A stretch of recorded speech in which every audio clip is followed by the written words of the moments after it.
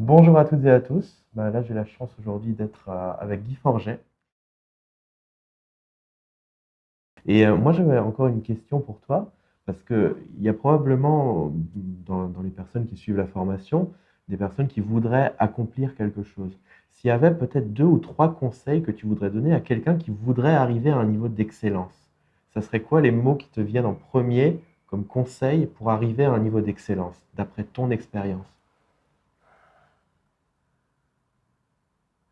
Je crois que dans le sport, l'erreur qu'on fait souvent, c'est de mettre la barre trop haute. Mhm. Et Rafael Nadal a dit un jour un truc très juste. Il dit, vous savez, moi, mon objectif, c'est quand je vais sur le terrain, chaque jour, de d'apprendre quelque chose de nouveau, d'apprendre un petit plus. Et c'est cette somme de petits plus qui font que éventuellement, je vais faire de grands matchs. Il dit le reste ne m'intéresse pas. Il disait aujourd'hui, je suis dans la reconstruction, dans cette. Me parlez pas de ce que je vais faire Roland Garros dans 15 jours, moi je suis dans ce que je vais faire tout à l'heure. Mhm. Et, et je crois que ça, c'est quelque chose de très. C'est une bonne manière de voir les choses. Ce qui compte, c'est pas finalement ton résultat. Ce qui compte, c'est que tu fasses du mieux possible. Et pour quelqu'un, le mieux possible, ça va être 14 sur 20. Si le mieux possible, c'est 14 sur 20, c'est génial. Mhm. Pour lui, ça va être 20 sur 20.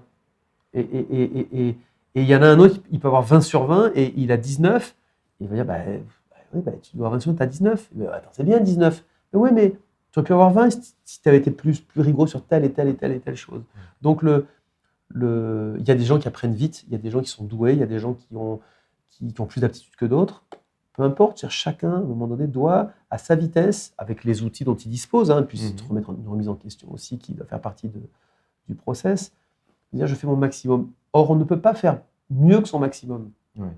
Tu vois ce que je veux dire? Mhm. Des fois, moi, j'ai des joueurs qui me disent mais te rends compte, moi, je m'entraîne dur, je fais attention à ce que je mange, je me couche tôt, je sors pas, je fais pas ci, je fais pas ça. Et je leur dis mais en fin de compte, tu es en train de me décrire que tu fais ça et ça, et si tu fais ça, tu vas gagner. C'est pas aussi simple que ça.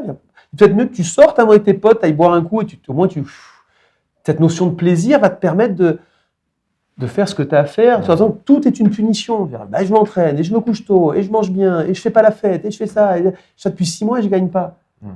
Tu vois, comme si, mais fais ce que tu as envie de faire.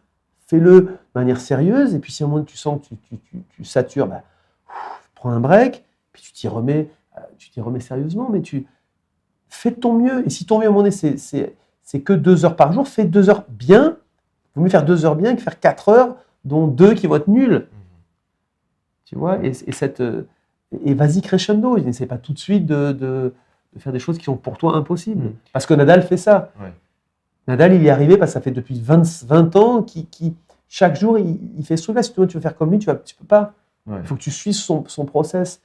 Donc, moi, quand je parle à des jeunes, je leur dis ça toujours. Je leur dis, écoutez, essayez de faire votre maximum.